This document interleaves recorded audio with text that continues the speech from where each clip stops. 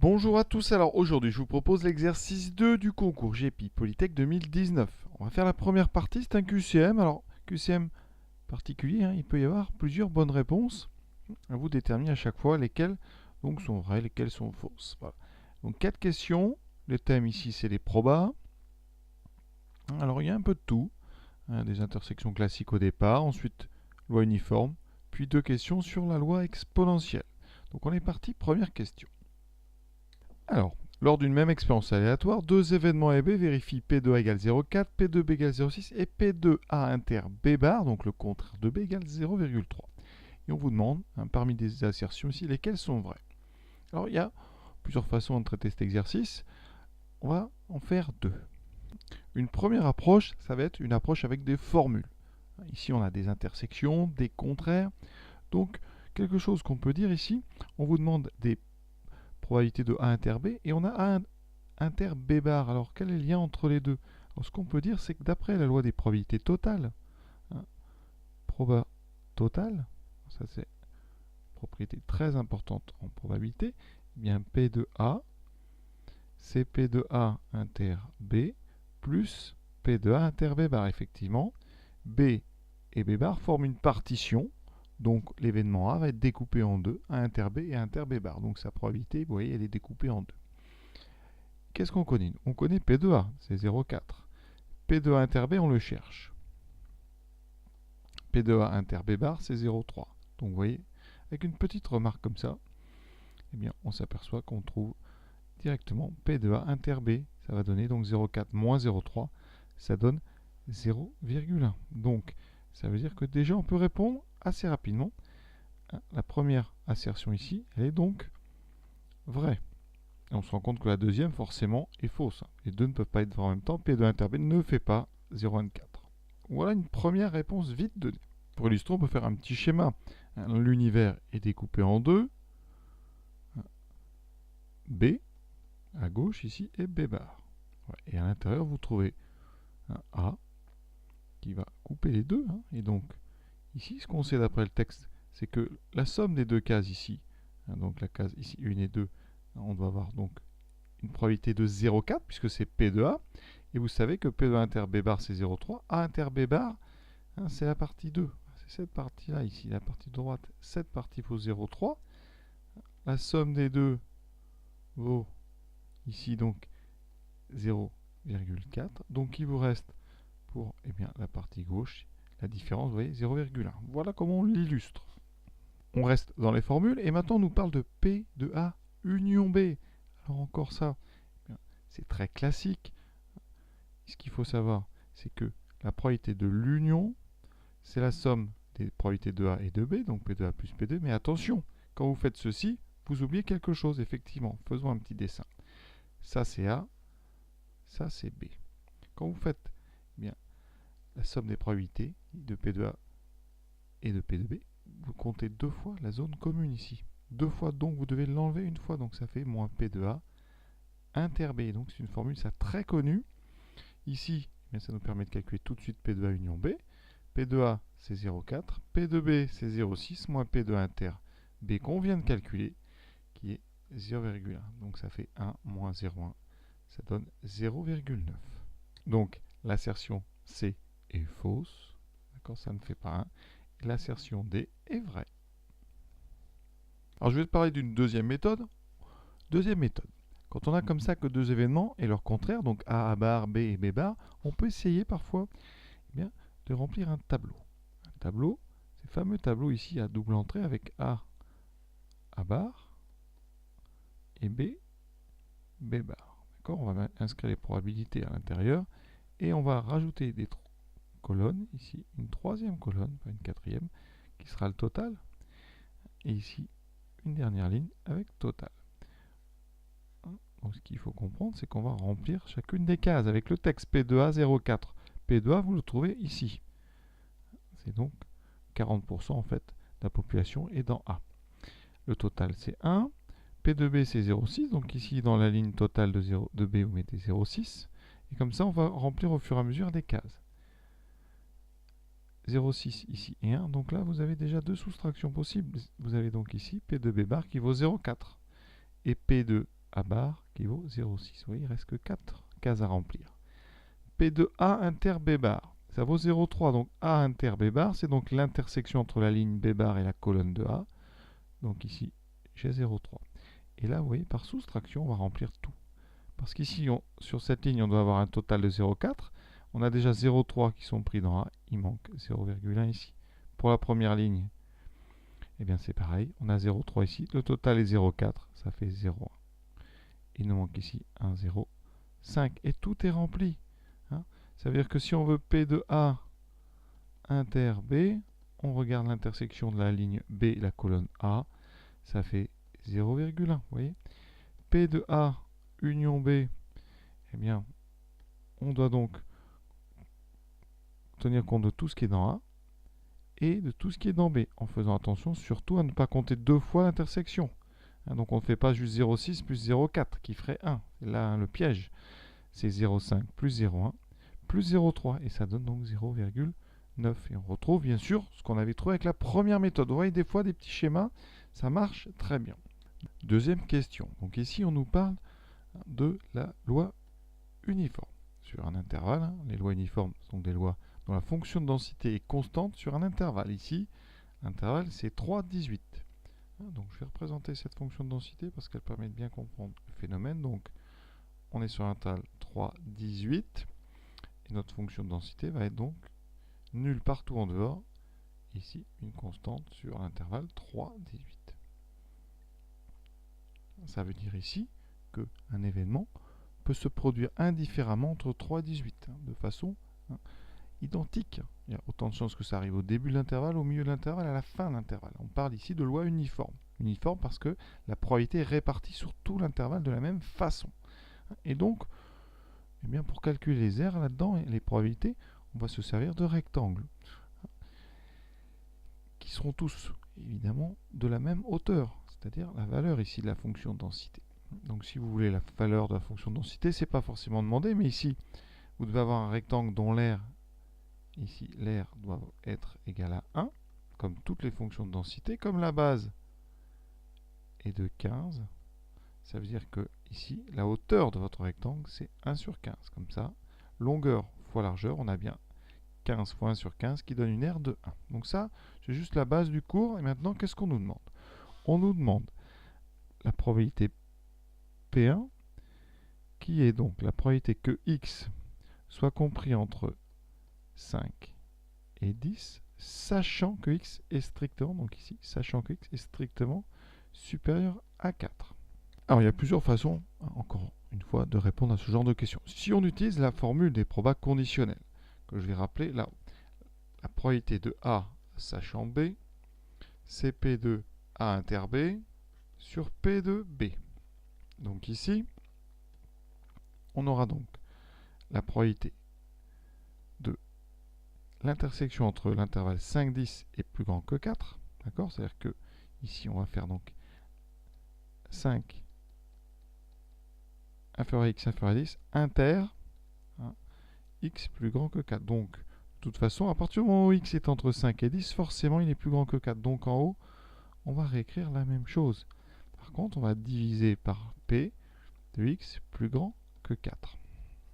Donc, premier calcul, probabilité que x soit entre 5 et 10. Pour ça, eh bien, il faut tout simplement faire la largeur de l'intervalle 5, 10. Donc, on fait 10 moins 5 divisé par la largeur totale, donc 18 moins 3. Ça, c'est une formule de cours, ce qui donne 5 sur 18 moins 3, 15. Et donc, une chance sur 3. Autrement dit, comment on peut interpréter ça? Eh bien, quand on a ici votre intervalle 3, 8, 3, 18, on calcule la probabilité qu'on soit entre 5 et 10. 5 et 10. Eh bien, on regarde. La largeur de 5, 10, vous avez donc une largeur de 5 sur une largeur totale de 15. Donc, vous avez une chance sur 3 d'arriver dans la zone bleue.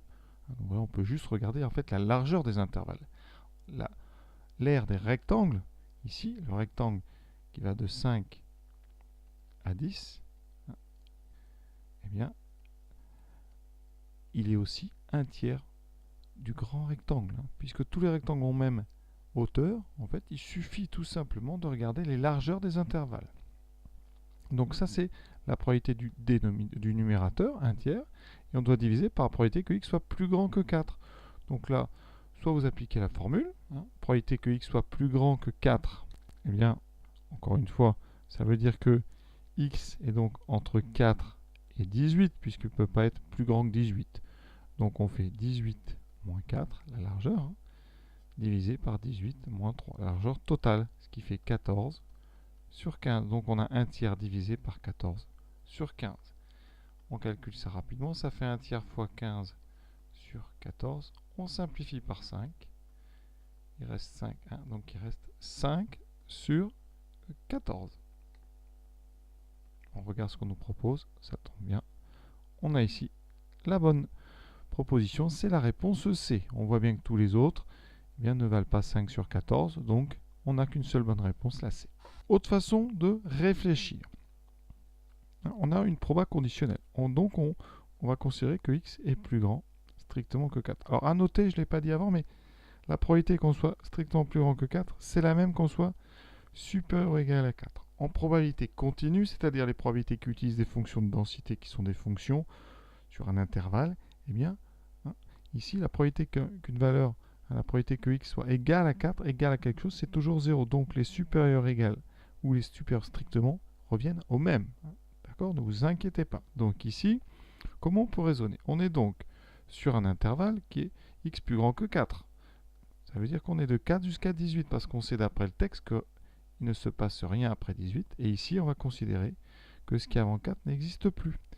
Et maintenant, dans cet intervalle 4-18, on s'intéresse à la probabilité d'être entre 5 et 10. Donc, on regarde la largeur de l'intervalle 5-10, qui fait 5, sur une largeur totale d'intervalle qui fait maintenant 18 moins 4, qui fait 14. Donc vous avez, bien proportionnellement, 5 chances sur 14, une probabilité donc de 5 sur 14 de tomber dans l'intervalle bleu, si vous considérez que vous êtes dans l'intervalle global, donc vert ici, donc 5 sur 14. Vous voyez, on retrouve très vite la probabilité de la question C. Donc vraiment, il faut essayer de dédramatiser cette loi uniforme, c'est très simple.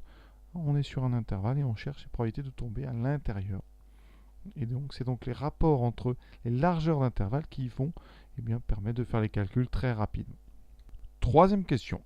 On considère lambda strictement positif. Alors lambda, c'est une lettre, on va dire en terminale, qui est quasiment réservée à la loi exponentielle. C'est la lettre qu'on utilise pour le paramètre de cette loi exponentielle. Donc, rappel, une loi exponentielle, c'est une probabilité ici. On est dans le cas d'une probabilité qui va être calculée avec une fonction de densité qui est f de x égale donc lambda exponentielle moins lambda x. D'accord? Avec lambda donc strictement positif. Donc ici, bien sûr, on veut être entre 2 et 5. Il faudrait calculer donc la probabilité que x soit entre 2 et 5. Ça se fait à l'aide d'un calcul intégral. C'est l'intégrale de 2 à 5 de cette fonction de densité. Ça permet comme ça de vous faire tous les rappels. Et quand on fait ce calcul, on a besoin d'une primitive qui est moins e moins lambda x. Et quand on remplace par 2, par 5, puis par 2, on obtient moins e de moins 5 lambda plus e de moins 2 lambda. Et donc, la réponse, la bonne réponse, c'est e de moins 2 lambda moins e de moins 5 lambda. Et donc, tout de suite, on voit que c'est la réponse C. Les autres ne sont pas bonnes. Ce n'est pas le quotient des deux. Ce n'est pas moins 3 lambda qui serait aussi un quotient. Et ce n'est pas cette différence. Alors P2, on pouvait tout de suite l'éliminer. Pourquoi peut-on éliminer tout de suite P2? Pour une raison assez simple.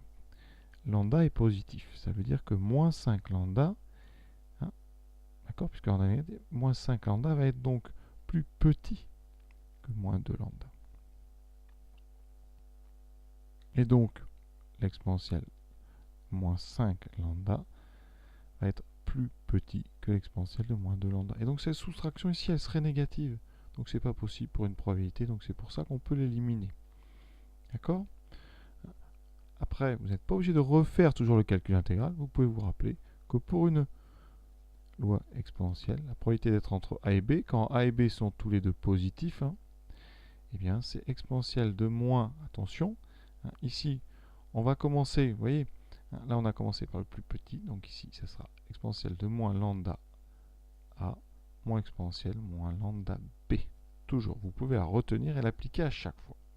Et maintenant, dernière question, encore sur la loi exponentielle. Hein, et on sait que la probabilité d'être plus grand que l'espérance,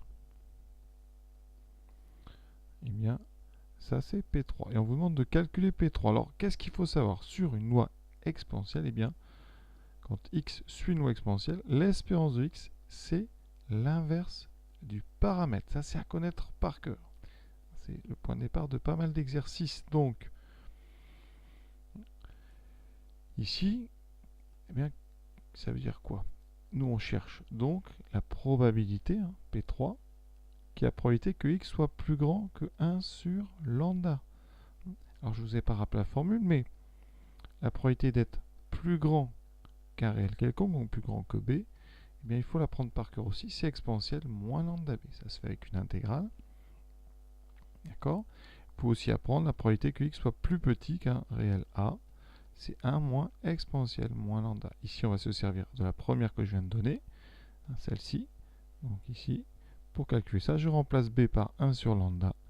Et je trouve donc exponentielle de moins lambda fois la formule que j'applique en utilisant 1 sur lambda. Et vous voyez qu'on a du lambda 1 sur lambda.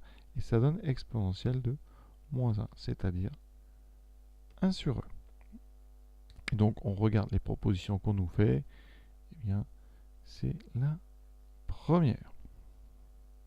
Commentons les mauvaises réponses. Alors, tout d'abord, le 1,5, c'est pour ceux qui pensent que avant l'espérance et après l'espérance, eh bien, on a exactement la moitié de chaque côté. Ça, c'est faux. Hein.